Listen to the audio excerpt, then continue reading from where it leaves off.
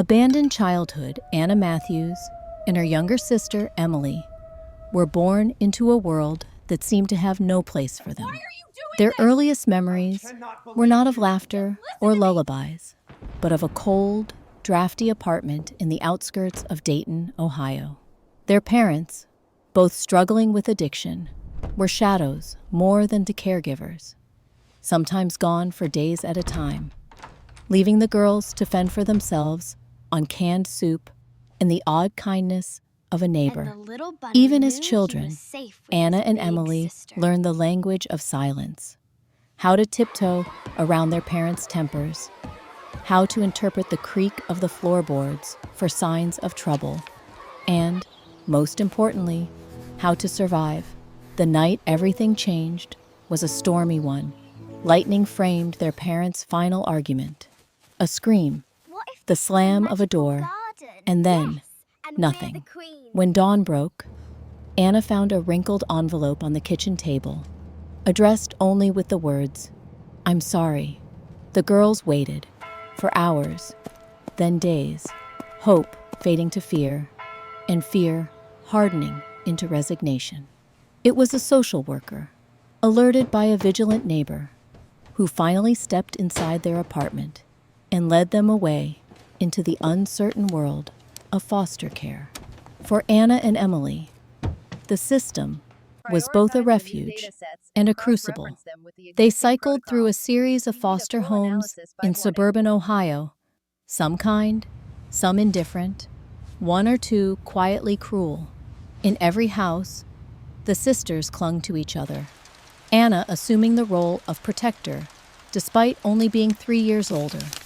Anna read bedtime stories to Emily by flashlight under shared quilts, helped her with math homework, and promised over and over that she would never leave her. The two became each other's constants in a world filled with strangers and shifting rules. The orphanage, a faded brick building on the edge of town, was their longest stop. Here, days blurred into one another, marked out only by the call for chores or the rare visitor inquiring about adoption. Anna, fiercely intelligent and reserved, excelled academically, channeling her pain into achievements that brought her a sliver of stability and pride. Emily, more sensitive and withdrawn, often relied on Anna's strength, but also found solace in art, sketching scenes of homes with bright windows, families that never left. Despite the adversity, moments of happiness pieced themselves together, trading secrets under the covers, inventing imaginary worlds in overgrown playgrounds, sharing stolen muffins from the orphanage kitchen. Their bond was forged in mutual loss, but burnished by small acts of kindness. Anna shielding Emily from bullies, Emily slipping handmade drawings into Anna's notebook.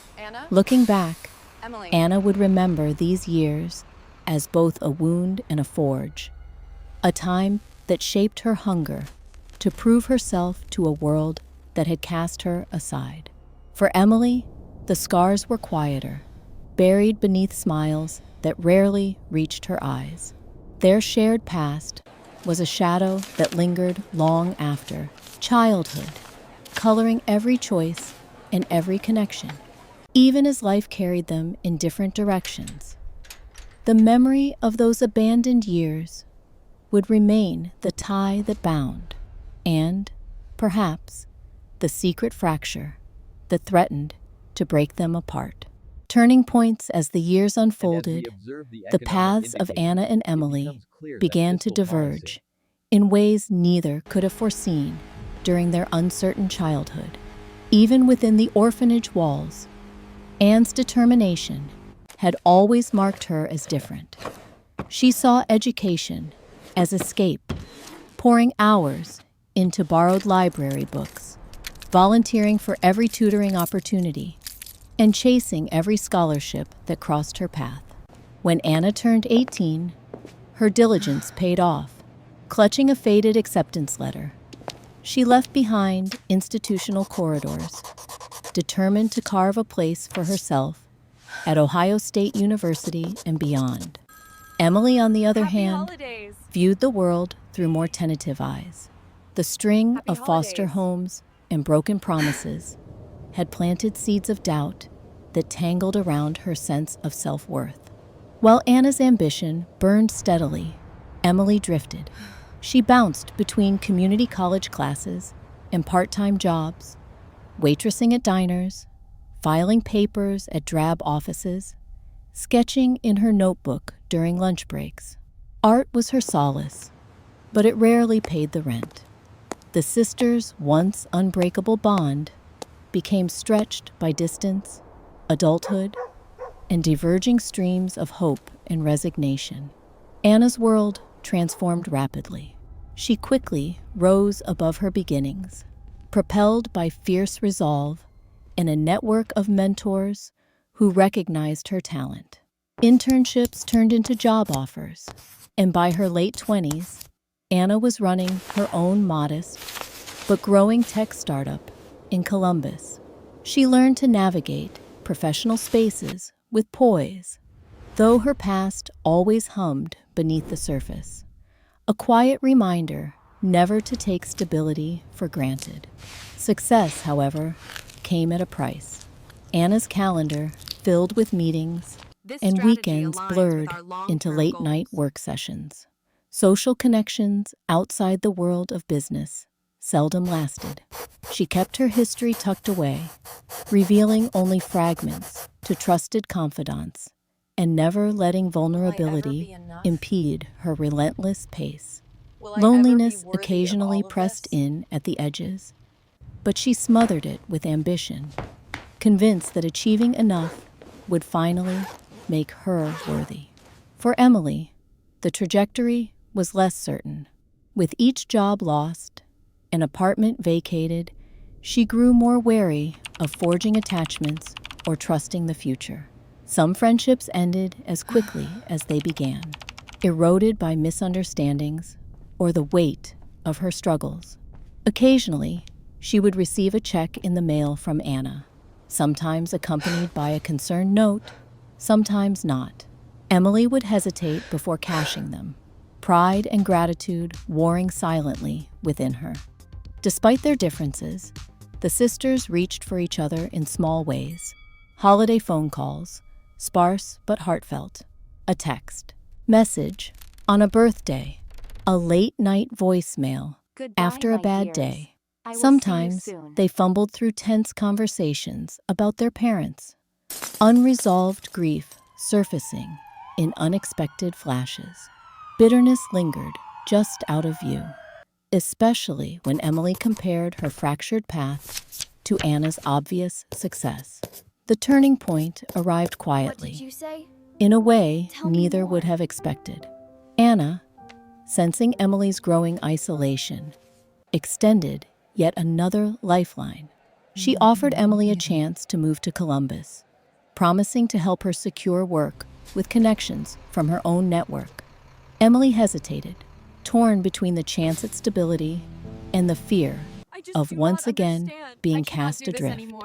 After days of indecision, she packed her belongings and boarded a bus, her hope mingling with anxiety as Ohio's endless highways unfurled before her. This decision would set in motion a series of choices and consequences that neither sister could have imagined.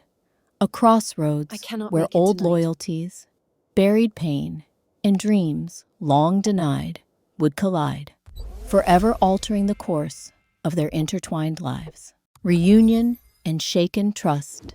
The city of Columbus felt both foreign and familiar when Emily stepped off the bus that crisp afternoon. Anna was waiting for her at the terminal, dressed in a tailored coat and exuding a quiet confidence that made Emily feel simultaneously proud and out of place. After years marked by scattered calls and brief texts, the sisters found themselves face to face, each carrying invisible luggage from the past. Their initial embrace was awkward, a clumsy collision of relief, awkwardness, and old longing. Anna's apartment, perched high in a sleek downtown building, was a world away from the institutions and cramped rentals of their youth. Floor-to-ceiling windows looked out over a patchwork of city lights, casting reflections of both sisters onto clean, unblemished glass. For Emily, the space felt almost unreal, as if she'd stepped onto a movie set. Uncertain of her role, in the days that followed, Anna welcomed Emily into her home and routines with open arms. She made time between meetings to introduce her sister to local cafes and art stores, showing Emily the hidden corners of the city she'd made her own.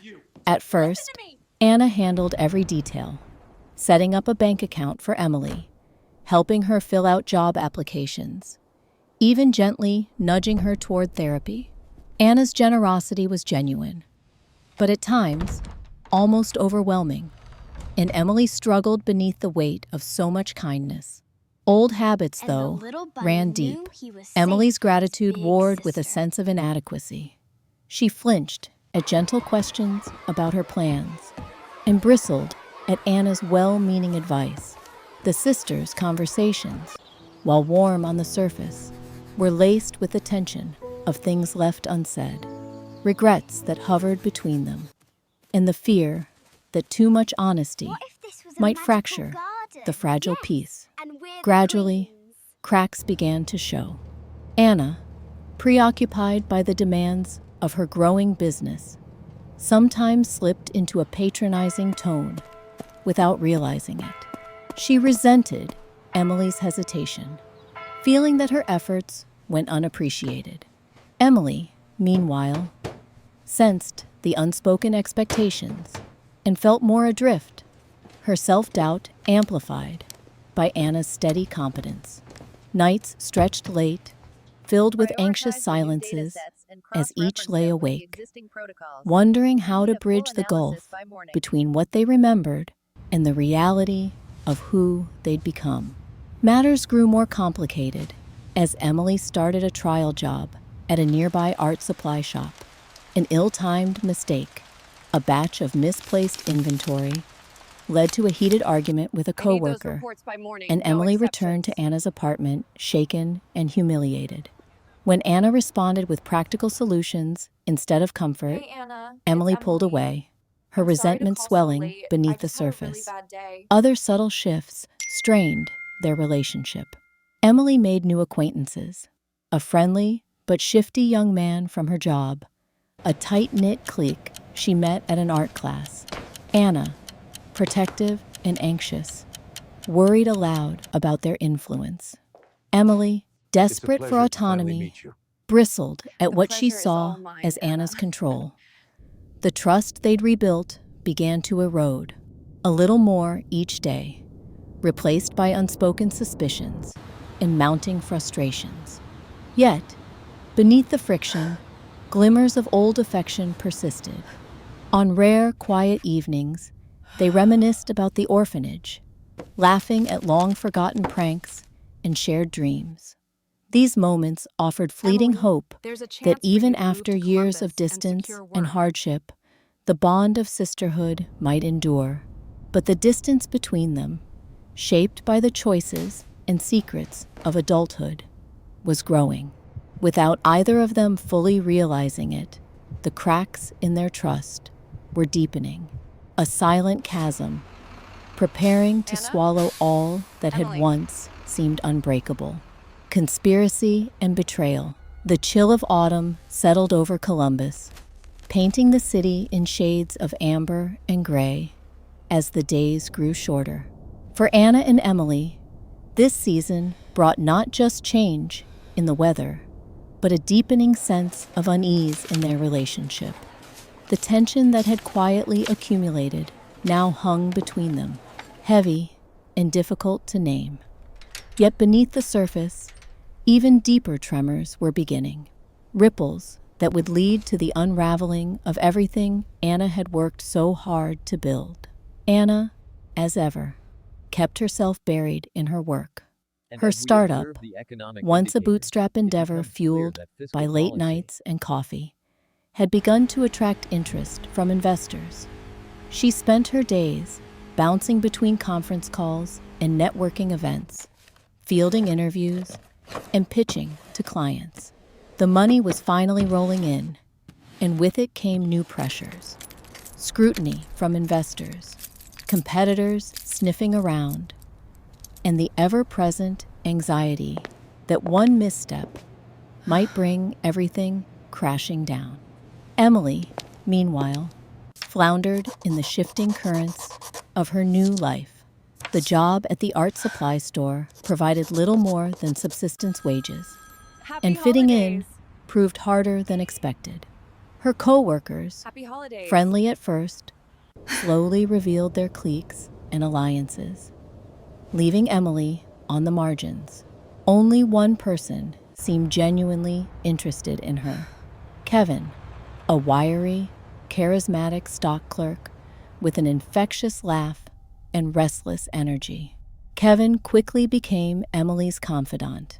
He shared cigarettes behind the loading dock, listened to her frustrations, and filled her head with stories about people getting overlooked and cheated in the working world. Emily was drawn in by his attention and his seeming understanding of her, feeling seen for the first time since arriving in Columbus. When Kevin introduced her to his friends, Jessie, a tech-savvy college dropout, and Leah, an ambitious woman with something fierce in her eyes, Emily felt, for a while, like part of a tribe. Anna, noticing her sister's late nights and the unfamiliar names popping up in conversation, grew uneasy. She tried not to judge, but her concern sometimes slipped out in clipped words or strained questions. Emily bristled at the perceived lack of trust, and their conversations grew shorter, punctuated by uncomfortable silences and simmering resentment. It was Leah who first planted the seed. One afternoon, as they lingered over coffee in a quiet corner of a near-deserted cafe, she brought up Anna's growing company. It must be amazing to have a sister with so much access, she mused, her tone casual. Don't you ever feel like people like us could use a little payback?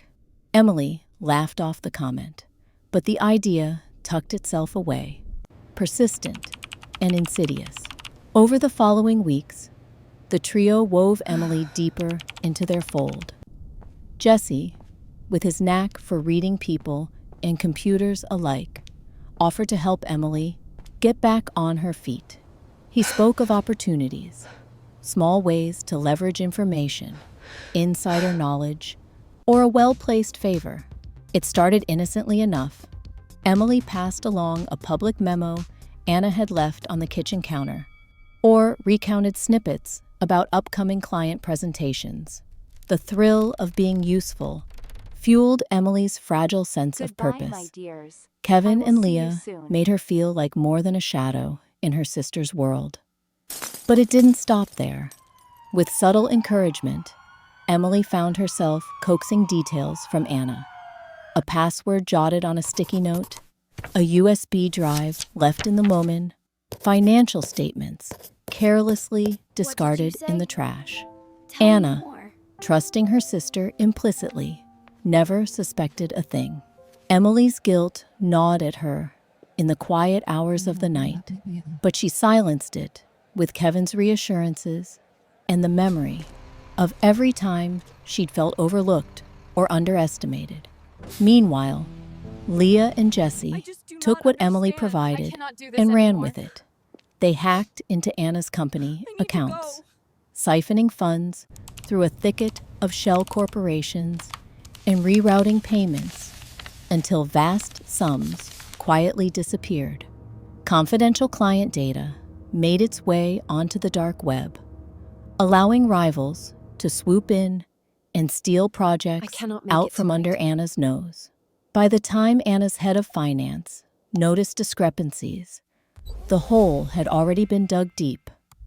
and Anna's name was on every suspicious transaction. The spiral was swift. A client pulled out of a lucrative contract with no explanation. Investors began to ask uncomfortable questions about missing funds and security breaches. The local business press caught wind of rumors. And soon, Anna found herself at the center of whispers about fraud and negligence. Her inbox flooded with angry emails, her phone with calls she dreaded to answer. Blindsided, Anna's first instinct was to work harder. She pulled all-nighters, scrutinized spreadsheets, and grilled her few remaining loyal employees. But the numbers didn't add up, and data kept vanishing no matter how many safeguards she tried to put in place. Her savings evaporated as she struggled to pay mounting legal fees and overdue invoices. In the span of months, the thriving company that had been her pride and her lifeline was a hollow shell. Emily watched, tormented by guilt, as Anna unraveled. She tried to tell herself that she hadn't meant for things to go so far. Leah had promised it was just redistributing money from someone who wouldn't miss it. Kevin insisted Anna would bounce back. And anyway, hadn't Anna always had things handed to her? But late at night, as Anna sat alone at the kitchen table, surrounded by stacks of unpaid bills, Emily could hardly look her in the eye. One evening, Anna broke down. In the quiet of their living room, she confessed her exhaustion and terror, her voice shaking as she admitted she didn't know how to fix what had happened. Emily reached for her, torn between the urge to confess and the desperate fear of losing both her sister and the only acceptance she'd known in Columbus. The moment passed, raw and unfinished. The final blow came when the authorities arrived with a court order freezing Anna's accounts. Her assets were seized, her company officially declared insolvent. Anna, who had believed that hard work and loyalty would protect her, found herself penniless and publicly humiliated. When Kevin, Leah, and Jesse abruptly disappeared, vanishing with stolen money and leaving Emily with vague promises and unanswered calls, the weight of betrayal settled in. The grim reality of what she had done struck Emily like a tidal wave. She was left alone, consumed by the consequences of choices she could never undo. As autumn faded into the first snows of winter, Anna's world was unrecognizable. She stood at the edge of everything she'd built, the ruins of trust and achievement scattered at her feet. And somewhere in the shadows of betrayal, both sisters faced the question of whether the wounds they dealt each other could ever be healed. On the brink, for the first time since she could remember, Anna's life was governed not by schedules and deadlines, but by the raw, unfiltered chaos of loss. The silence in her luxury apartment was suffocating. The spaces once filled with plans and business calls now echoed with reminders of failure. An eviction notice hung like an accusation on her refrigerator, right above a half-finished grocery list. Anna's closet, once lined with sleek business attire, now seemed excessive and out of place, a wardrobe for a life she no longer lived. In the wake of her company's collapse, Anna fell into a void where days blurred together. Sleep was shallow and restless, and meals, when she remembered to eat, were solitary affairs. Oddly, the outside world continued apace. Autumn leaves gave way to short, bitter winter days, and the city's energy seemed almost mocking in its resilience. Anna, meanwhile, struggled to leave her apartment, haunted by the knowledge that everything she'd built was gone, and that she barely understood how or why it had unraveled so quickly. Her phone, once abuzz with messages from investors, clients, and friends, lay dormant on her bedside table. Some contacts offered empty condolences, or generic words of encouragement before disappearing entirely. The rare client who reached out did so only in legal language, demanding answers or restitution that Anna was in no position to provide. Each buzz or ring set her nerves on edge, another stone added to the weight pressing down on her chest. Despite the bitterness, Anna's mind replayed the betrayal over and over, piecing together memories of closed-lipped conversations, odd coincidences, and Emily's subtle shifts. She felt anger flare up alongside heartbreak. The pain was doubled by the realization that she had missed the warning signs, that she, always so vigilant in business, had been blind when it came to family. Some days, she blamed Emily fiercely, building a mental case against her sister with every scrap of evidence and every failure of trust. Other days, she blamed herself most. How could she not have noticed the desperation behind Emily's downturned eyes? How could she have believed, so naively, that shared blood meant unshakable loyalty? Emily, for her part, had not left. Since the authorities swept in and Anna's world came crashing down, she had taken refuge in a friend's cramped apartment.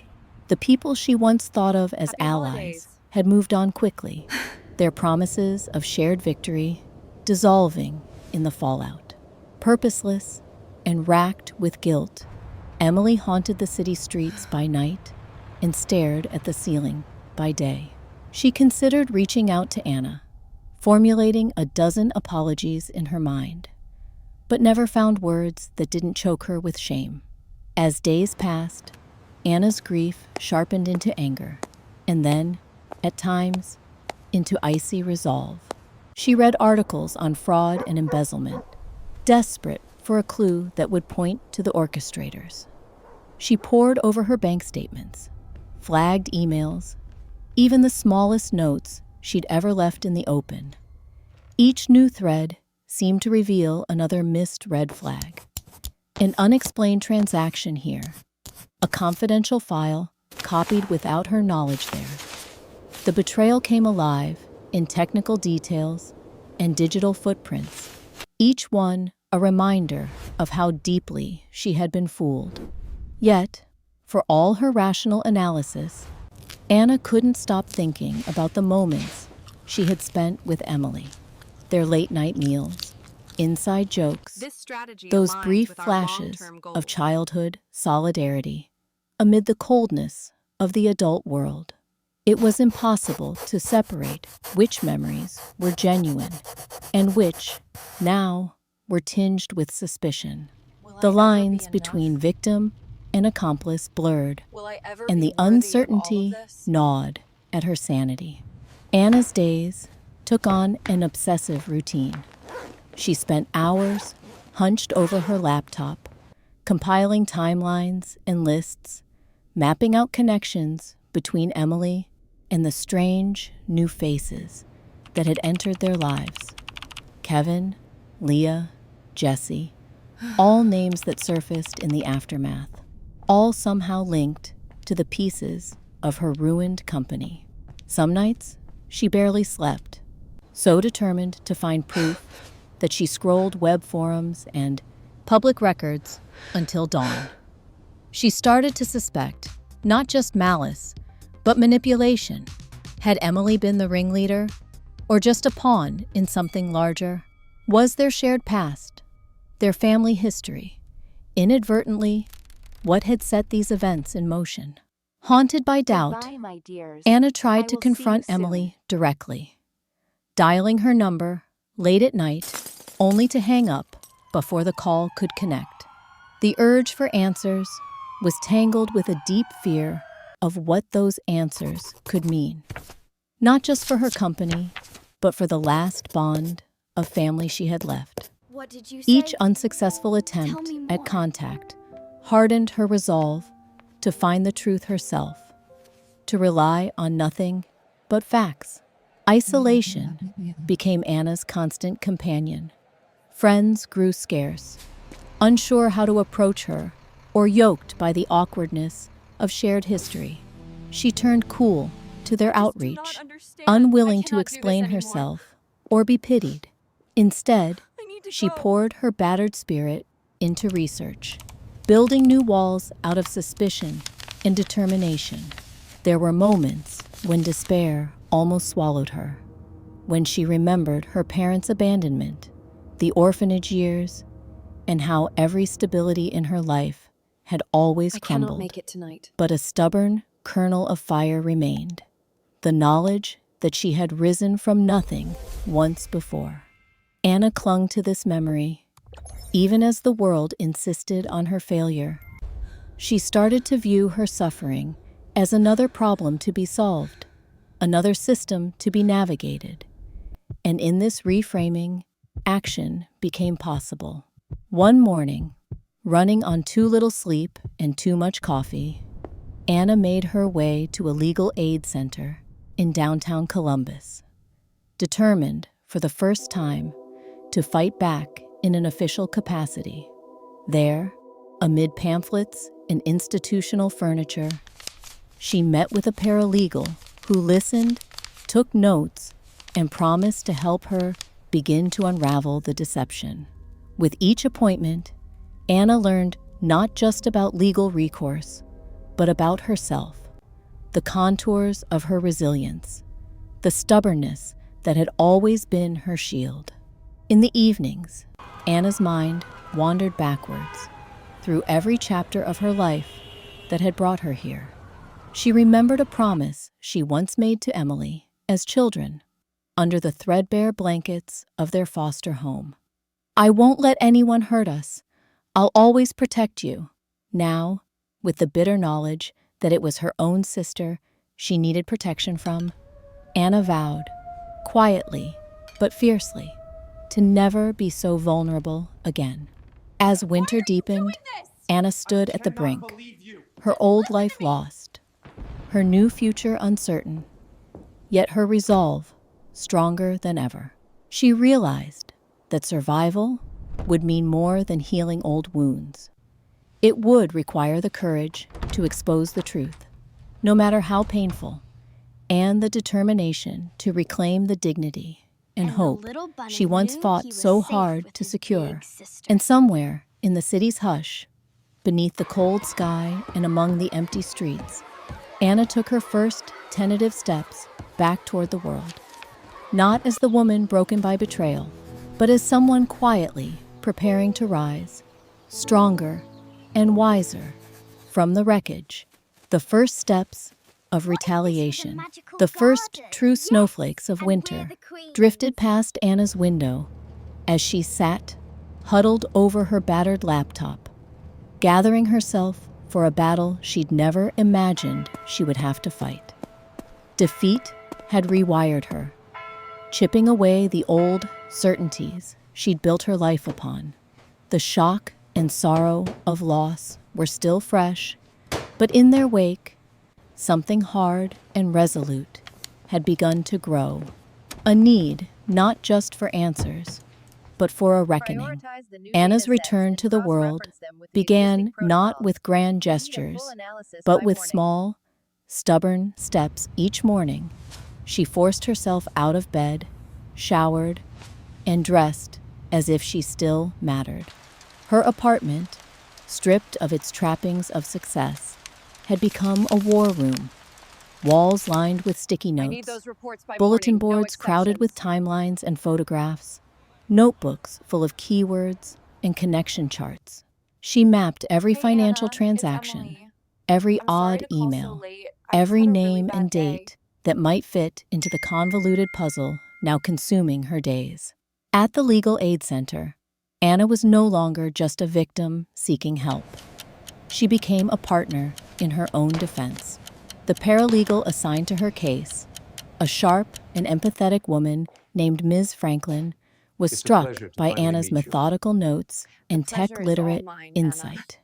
Together, they pored over the evidence, account discrepancies, IP logs, the sudden email forwardings, and the trail of seemingly random financial transfers that, when traced, formed a suspiciously coordinated sequence. Ms. Franklin explained the grueling process ahead: police reports, court petitions, and the challenge Emily, of convincing there's a chance for you authorities to move to that Columbus Anna, and secure rather work. than being a perpetrator, was herself betrayed. Gradually, Anna expanded her efforts beyond the legal office. She began showing up at networking events, not as a business leader, but as a silent observer, quietly listening for stray conversations about her Anna? startup and its Emily. abrupt collapse. She reached out to old colleagues, couching her requests for information in careful, measured language, and was surprised at the scattered but sincere support she received. Some former employees, still bitter about the company's demise, were willing to talk about strange emails, missing documents, or outsiders lurking around the office in the weeks before chaos struck. With every new piece of information, Anna's anger sharpened to focus. She set about tracking down those whose names figured at the edges of her memory: Kevin, Leah, Jesse. Late at night, Anna searched social media profiles and public records, collecting fragments: a photo of Kevin at a downtown club, a scrap of conversation on a message board about freelance IT jobs, hints of movement between cities. She found that Leah, who had presented herself as artsy and bohemian, had a trail of short-lived jobs in accounting and admin roles, each departure marked by whispers of technical irregularities. Jesse proved more elusive, but Anna noted a pattern in his digital footprint: a penchant for joining online communities where hacking, cryptocurrency, and social engineering were discussed in coded language. Anna's determination Happy holidays. led her to revisit Emily's brief life in Columbus. Happy Quietly, holidays. Anna approached the art supply store manager, putting aside her pride and asking for any recollections about Emily's time there and the company she had kept. The manager, weary but kind-hearted, remembered vague details: a strange crowd, odd late-night visits, Emily's growing nervousness. Anna left her phone number behind, urging the woman to call if anything else came to mind. Each breakthrough cost Anna, emotionally. The closer she came to understanding the full pattern, the more bitterly she resented Emily's role. Yet, even as resentment swelled, so too did her sense that Emily herself might be lost, swallowed up by manipulators who had preyed on her insecurities and hunger to belong. The legal counsel confirmed Anna's worst fears. If direct evidence tied Emily to any financial crimes, even as a pawn, she could be prosecuted. The prospect of seeing her sister in court filled Anna with dread, but hardened her resolve. She would seek the truth, wherever it led. Determined to draw out the perpetrators, Anna turned to the skills she'd used to build her company: tenacity, technical know-how, and empathy disguised as observation. She built a fake online identity, joining forums and chat groups known for their connections to digital fraud. She posted coded inquiries about redistribution jobs, hinting at insider knowledge, and soon enough received cryptic messages. This digital cat and mouse gave her a window into the world Leah and Jesse inhabited, a world built on opportunism and anonymity, where loyalty was always transactional. Back in the physical world, Anna didn't shy from risk. She canvassed neighborhoods near Emily's last known residence, asking quiet questions and occasionally slipping cash in exchange for information. Gradually, new details emerged. A young man matching Jesse's description had been spotted in a co-working space under a different name. Leah was rumored to be hiding out with a relative, someone with old debts and a violent temper. Anna's fight was not limited to investigation. She realized that reclaiming her dignity meant rebuilding her prospects. however modest at first. Goodbye, She my reached out to dears. her I university will see you mentor for soon. advice, wrestling down her humiliation. The mentor, a practical woman with a sharp wit, offered introductions to a nonprofit in need of a technology consultant. Anna accepted the contract. Her first step back into honest work. Her nights still shaped by legal What did you say? filings and research. Tell me more. Her days, once more, marked by purpose. In these grueling weeks, Anna was schooled in patience, self-doubt, and the ugly truth that justice was neither simple nor swift. While authorities moved slowly, her file thickening on a detective's desk, Anna built her case. I just do not She tracked understand. patterns I in cannot do stolen this anymore. funds and traced emails back to their I source, need to go. sometimes collaborating with a local cybersecurity expert pro bono. They identified phishing attempts, remote logins linked to out-of-state servers, and shell companies registered under fake names. Evidence began to point not only to Leah and Jesse, I cannot but make to a it tonight. shadowy contact coordinating transactions internationally. Despite her progress, moments of despair still found Anna. She ached for the life she'd lost, the trust shattered, and the warmth that seemed to have bled out of her relationship with Emily. Yet Anna found strength in her resolve. Each morning, she reminded herself that truth and survival required action, not nostalgia. It was during one of her late-night sessions, as she cross-referenced bank activities from both her business and personal accounts, that Anna noticed a pattern she had missed before. Small, recurring payments sent from her company's accounts to a third party months before the catastrophe hit. The name on the records jogged a distant memory, a nickname used by someone her parents once knew, an enigmatic figure from their childhood whose presence had always signaled trouble.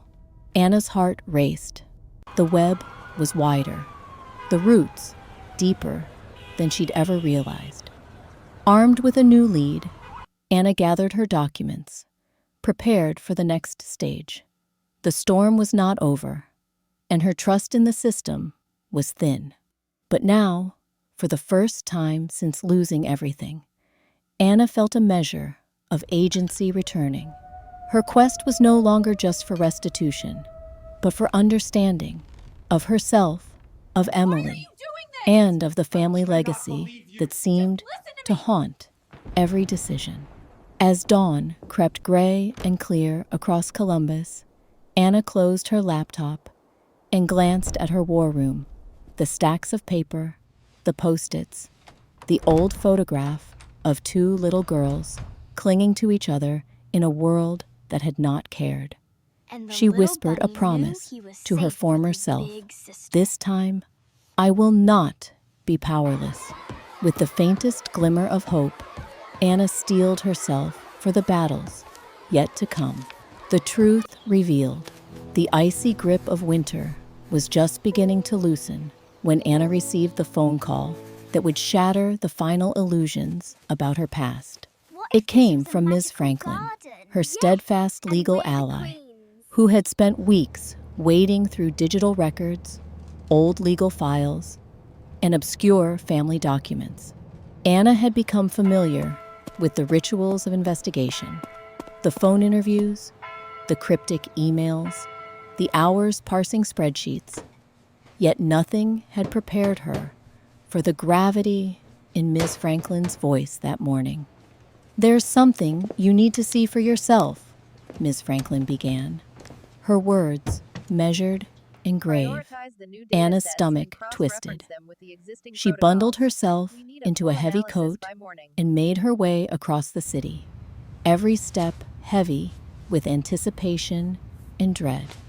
In the small, cluttered conference room at the Legal Aid Center, Ms. Franklin pushed a thick manila folder across the table. "These documents," she said softly, "suggest your family's history, and the events of recent months might not be everything you thought." Anna's breath caught as she leafed through yellowed files, handwritten letters, and faded photographs. At first, the paper seemed like remnants from another lifetime. Her parents' marriage certificate, court orders, a hospital bill from the day Emily was born. Then, Anna's eyes fell on a single, unsigned letter. Emily and Anna are not safe here. I had no choice. Please forgive me. Her mother's handwriting trembled in familiar half-cursive, the letters jagged and frantic. It was as if a door unlatched in Anna's memory. She suddenly recalled hushed arguments late at night, her parents' hushed references to consequences and debts. She'd always believed that addiction alone had driven them away. But this evidence hinted at something darker. Decisions made under threat, debts unpaid, and a shadowy figure who had loomed over their family. Anna's hand shook as she pieced together the implication. Their abandonment might not have been pure neglect, but an act of desperate protection. As Anna tried to process the revelation, Ms. Franklin continued. We believe someone from your family's past resurfaced. Your bank records and those recurring payments you flagged match aliases used by a known con artist, someone connected to the criminal underground in Ohio for decades. The name matches with an associate your mother once tried to file a restraining order against. The realization hit like cold water. The person orchestrating the attack on her business was not simply a stranger capitalizing on circumstance, but someone intimately connected to their past. The family's wealth, long rumored and always just out of grasp, had been the driving force. The recurring payments were hush money, meant to keep this figure away from Anna and Emily. When the payments stopped, the past had resurfaced with a vengeance. Anna staggered back from the table. So my mother, she left because she thought it was the only way to save us. She struggled to keep bitterness from overwhelming her. Decades of resentment had been built on a half-truth, and the weight of misplaced anger pressed down on her chest. In the days that followed, the secrets kept tumbling out. Anna dug deeper, fueled by insomnia and a stubborn refusal to be cowed by the sins of the past. Happy holidays! She reached out to distant relatives, piecing together family stories she'd discounted as rumor.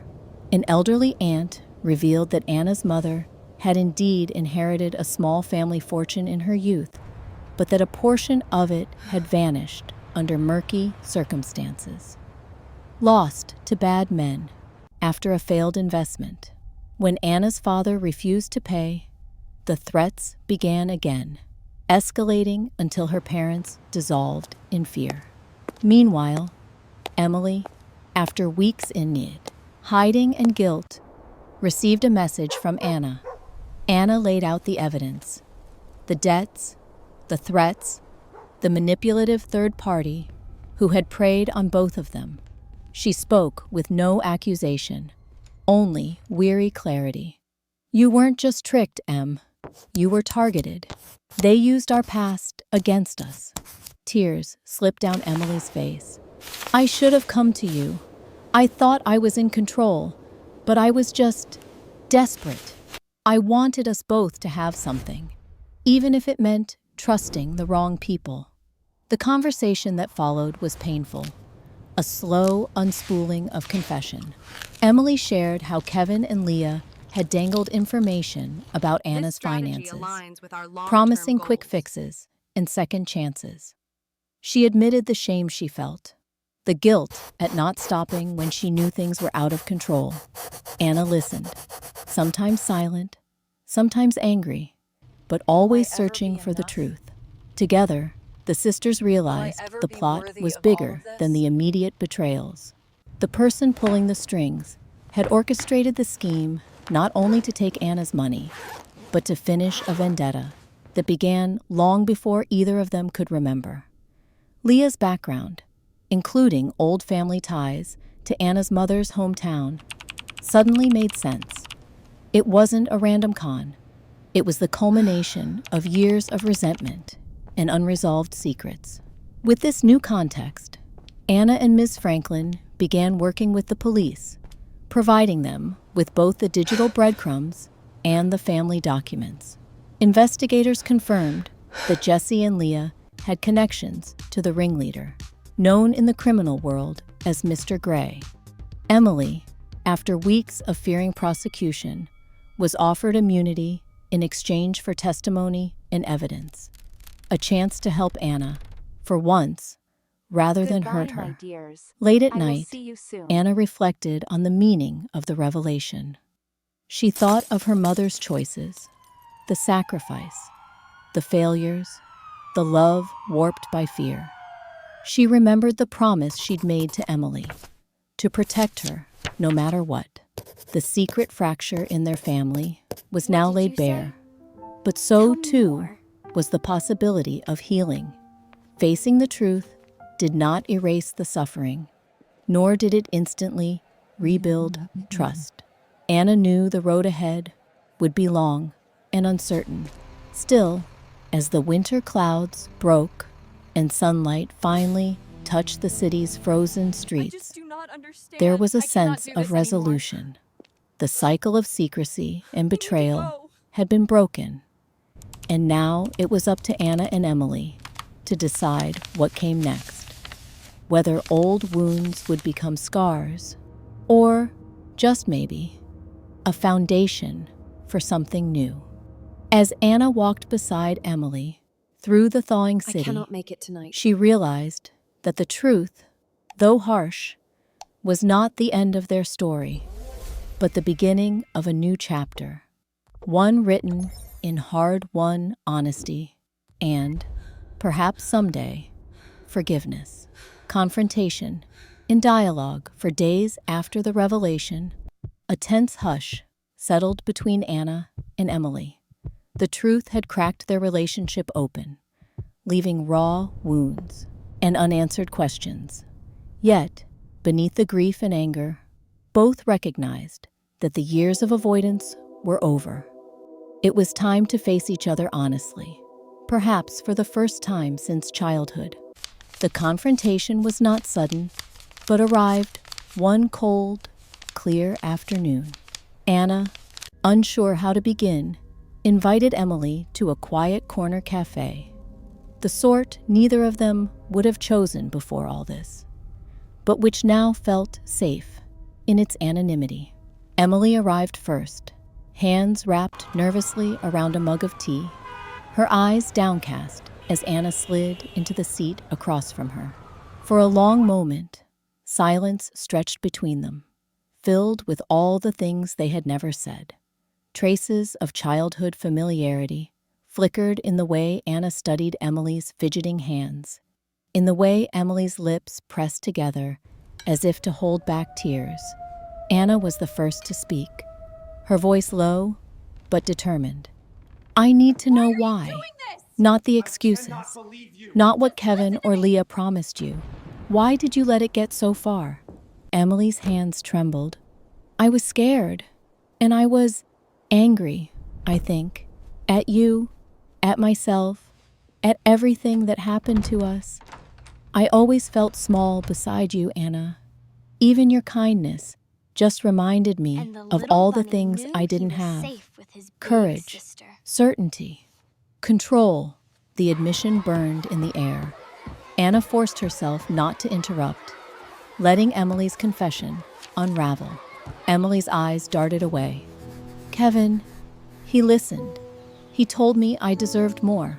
When he and the others started talking about your company, about how you had money, connections, that maybe you wouldn't even miss a little. I wanted to believe them. I needed to belong somewhere. I needed to prove I could take life into my own hands." Just once, anger flashed in Anna's chest, sharp and instinctive, but she reined it in. "And did it feel like that when everything fell apart?" she asked gently. But with unmistakable pain, Emily shook her head, lips pressed tight. No, after the first time, I lost sleep every night. I told myself it wasn't really hurting you, that you'd recover. But then, it all spun out of control. I should have told you. I should have stopped. Anna stared at her sister, weighing the damage of secrecy and betrayal against the desperation underneath. For years, Anna had clung to the role of protector, of being the strong one, the responsible one. Could she accept that her efforts sometimes fed the very resentment and distance that separated them? For a long while, Anna said nothing. She traced the rim of her coffee cup, searching for words that would not come easily. I keep trying to think about it only as a crime or a mistake, she finally said, her tone weary. But it's the trust that's shattered me, Em. I keep asking myself whether anything we built together, since Mom and Dad, since the orphanage, was even real. Emily's face crumpled. It was. It is. Anna, you're the only family I have. I ruined that, and I don't expect you to forgive me. I want you to know that it wasn't about your success or me being a failure. It was about all those years waiting for someone to save us, and then not knowing who I was when no one came.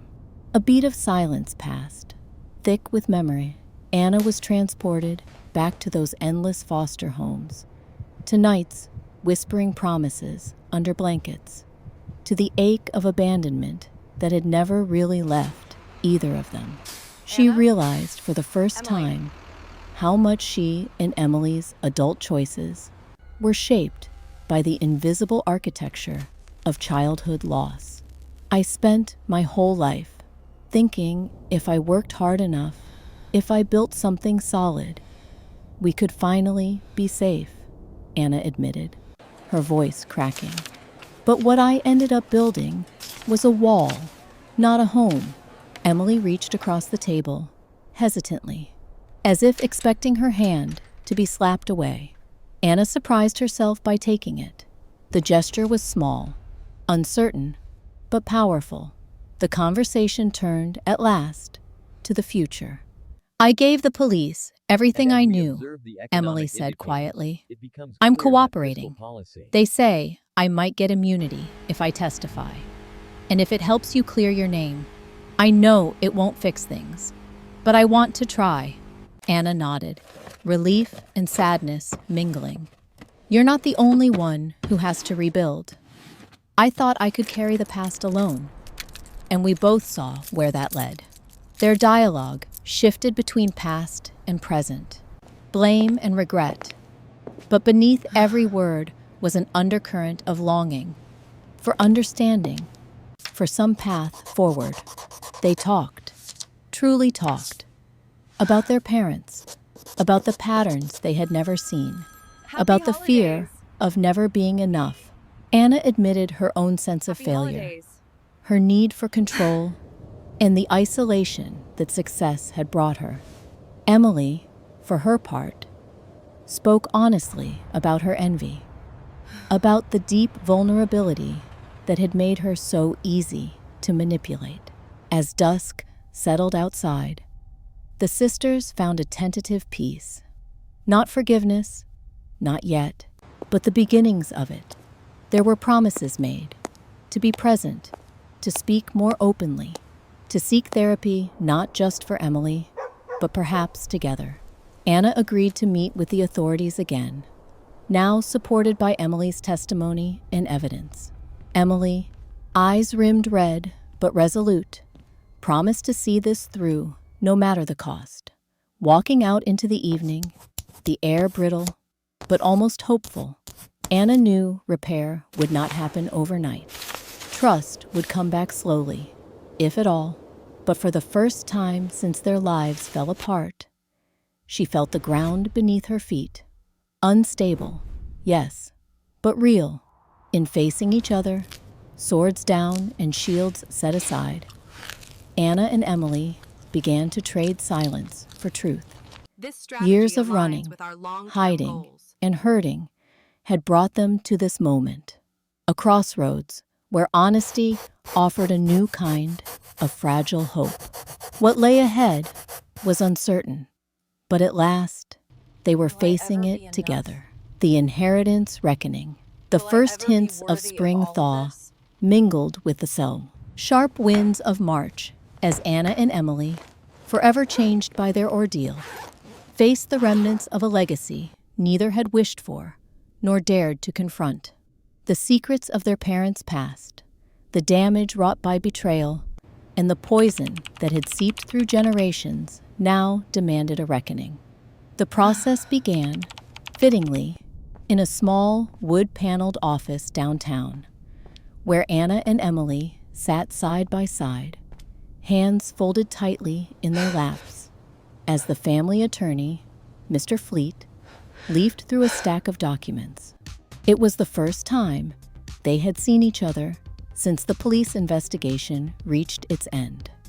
A closing marked by the arrest of Mr. Gray and the dismantling of his criminal network, thanks in part to Emily's testimony. Goodbye, my Mr. dears. Fleet's voice I will was see you calm soon. but precise.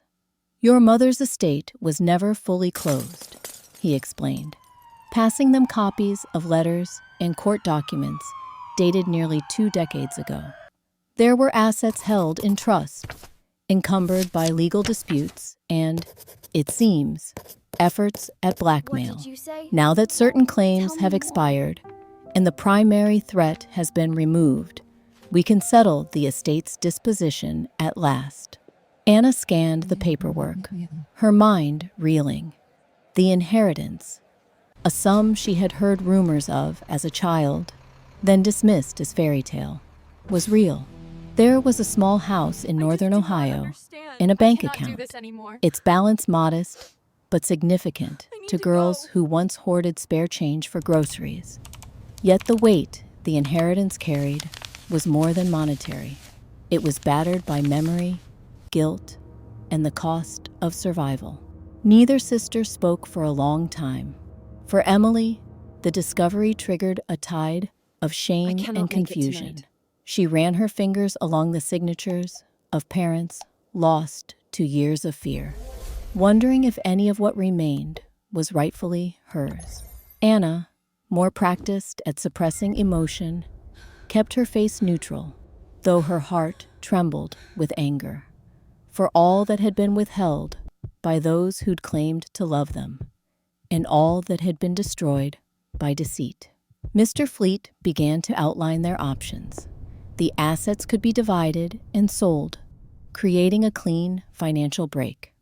Alternatively, the property could be preserved as a mutual legacy, allowing the sisters to decide, together, what might be built out of what was left behind. The conversation grew tense.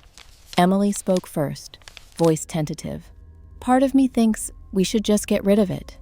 None of it feels like it belongs to us anymore." Her eyes darted to Anna, seeking guidance, permission, or both. Anna considered her response, weighing pragmatism against sentiment. "It's not just about the money, Em. Maybe if we hold on to the house, we can, I don't know, make something new out of everything we lost." Even as she said it, Anna doubted herself. Was it possible for two fractured people to find healing in the wreckage of their childhood? The choice was more fraught than either anticipated. Meetings with Mr. Fleet alternated between logistics and raw emotion. Memories flooded back. Christmas mornings with empty stockings, the cold echo of their mother's lullabies, the locked door to the room nobody spoke about. They disagreed about small things, the sale price, the fate of family heirlooms, the possibility of opening old wounds that might never fully heal.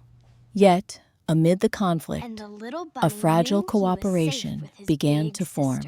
Anna and Emily, newly honest with each other, gradually relinquished past roles of savior and victim. They started seeing themselves as partners, facing a legacy neither could confront alone. Outside the office, the world showed signs of renewal. Snow gave way to mud, and the trees budded with cautious hope.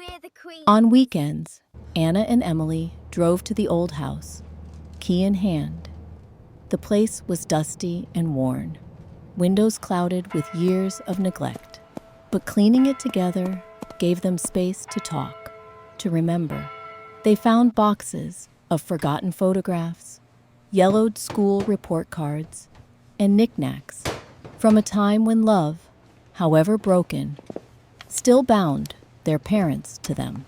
As they cleared the attic, Anna unearthed a faded letter tucked in a forgotten box. It was addressed to both sisters, written by their mother at the end of her strength. The letter's words, trembling with apology, longing, and an indefinable hope, hit Anna and Emily with a force beyond money or property. Their mother had intended them to have a future untouched by fear. She had failed, but her intent, fragile as paper, endured. Whatever you do with this house, with our story, please don't let it become another secret. The letter read, "Choose, together, even if it's hard." The decision that followed was not grand, but it was theirs. Anna and Emily agreed to keep the house, not as a mausoleum of pain, but as a small community center, a safe space for young people who, like them, had survived abandonment and betrayal.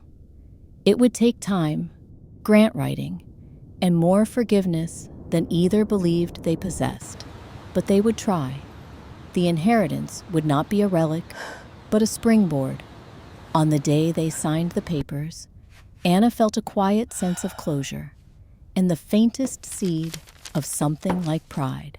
Emily, still battling through therapy and the slow redress of public apology, cried when they stood on the porch and looked out over the neighborhood that was now, tentatively, theirs. Of course, the old wounds didn't vanish. There would be years, perhaps a lifetime, before trust between them was rebuilt completely. But the choice, the act of facing the legacy instead of fleeing, marked a turning point. Anna no longer saw herself as just a casualty of circumstance. Emily, no longer the perpetual outcast. The legal affairs wrapped up with surprising efficiency. Their mother's remaining debts paid from the assets. The last of the shadows chased out by signatures and stamps. The final settlement brought no great fanfare, only a sense that old debts, financial and emotional, might finally be put to rest. As dusk fell on the closing of the process, Anna and Emily stood together outside the house, porch light flickering uncertainly in the early spring twilight. The laughter of neighborhood children rang distantly, and the air smelled faintly of earth and hope. For a moment, the silence between them was peaceful, unburdened for the first time by expectation or regret. Emily broke the quiet. "Do you think Mom would be proud?" Anna hesitated, then nodded. "I think she'd be relieved. I think, maybe, we're finally free." Their journey was far from over, but the cycle had been broken. Their inheritance, no longer just a burden or a curse, had become a testament to resilience, a promise that survival, done together, could one day give way to something even kinder than justice. The grace of starting again. After all, family spring deepened in Ohio, and the world outside seemed almost unaware of the changes quietly unfolding inside the old house that Anna and Emily now called their own. The transition was gradual, marked by 100 small gestures, coats hung side by side again, laughter filtering through sunlit windows, and arguments that no longer threatened to shatter the fragile peace they'd rebuilt. After so many years defined by loss, survival, and the jagged edge of betrayal, Anna found family life an adjustment. She had never learned how to be soft. Not really. Not after a childhood spent shielding herself and her sister from the unpredictable tempers of their parents, and then from the colder indifference of the system. And yet, as the days grew warmer, she woke each morning to a house that felt less like a fortress and more like a place to belong. Emily was different too. Her solitude had been peeled back, sometimes painfully, through therapy sessions, honest conversations with Anna, and the steady, grounding routine of setting up their new community center. In moments of doubt, she would stand on the back step with a cup of tea and watch the neighborhood children streak by on bicycles, their shouts echoing with the promise of a childhood unscarred by fear. Little by little, Emily allowed herself to hope that maybe it was not too late to nurture something good. The sisters' work on the house and youth center became a kind of therapy in itself. Weekdays were for calls with social workers, planning after-school programs, and wrestling with peeling paint and battered floorboards. Weekends brought neighborhood volunteers, some retired, a few teenagers, a handful of parents looking for a safe space for their kids.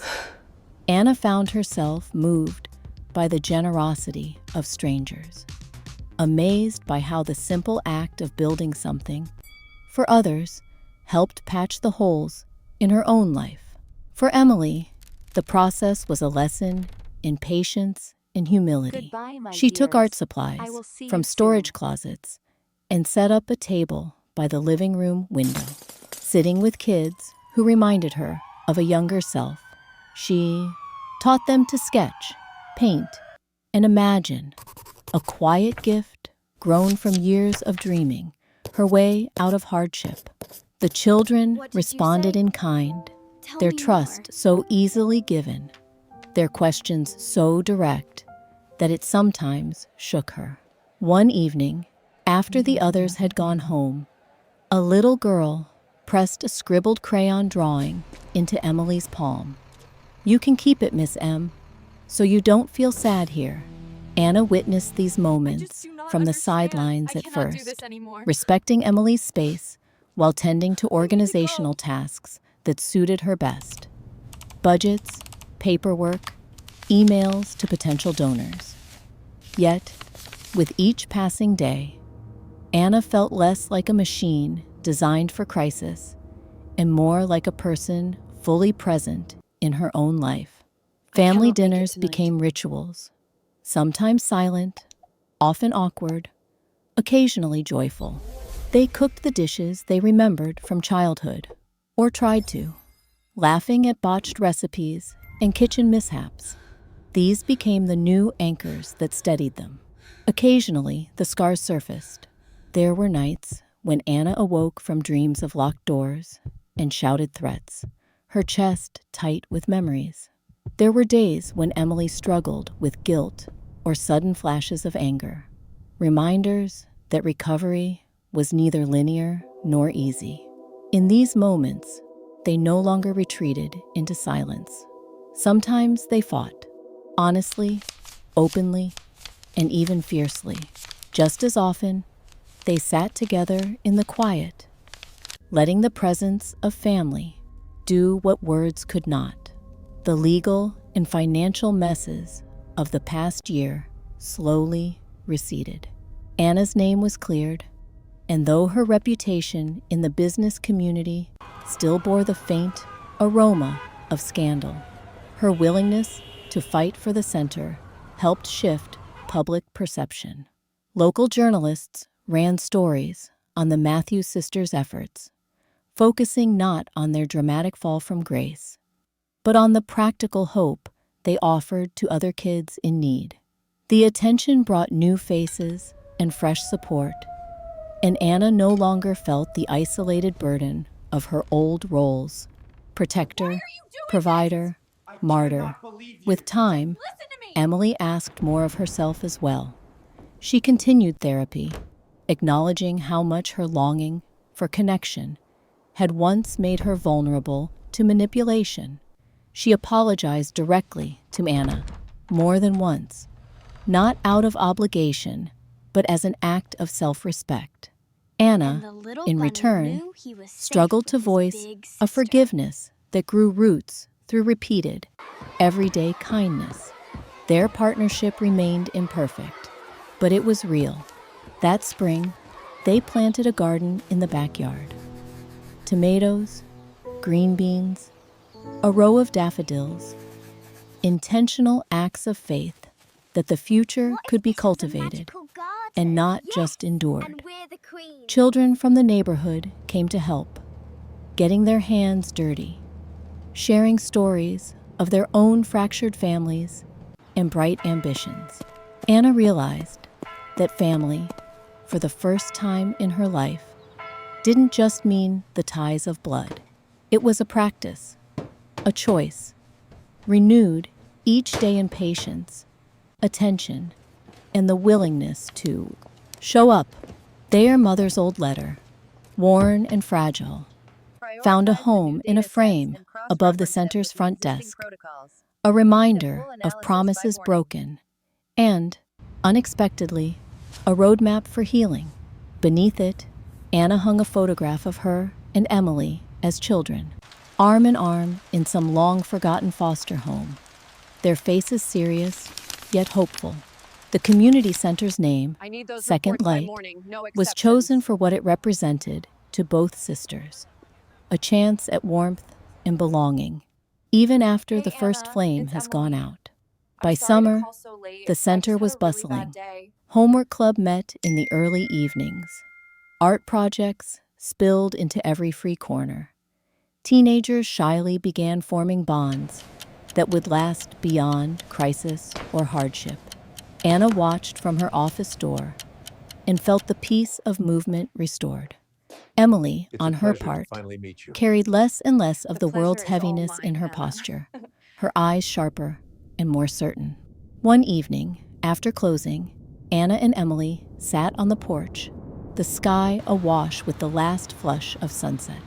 They spoke quietly, their conversation drifting from the children at the center to their own hopes, small things, like maybe taking a real vacation one day, or simply being known in this neighborhood not as victims or survivors, but as part of something bigger and kinder. "What do you think Mom would say?" Emily asked, her voice soft. If she saw us now, Anna took a long breath, the answer less complicated than in years past. "I think she'd want us to know we're more than everything that happened to us. Anna? That choosing each other Emily. every day is brave. And that maybe that's what family is in the end.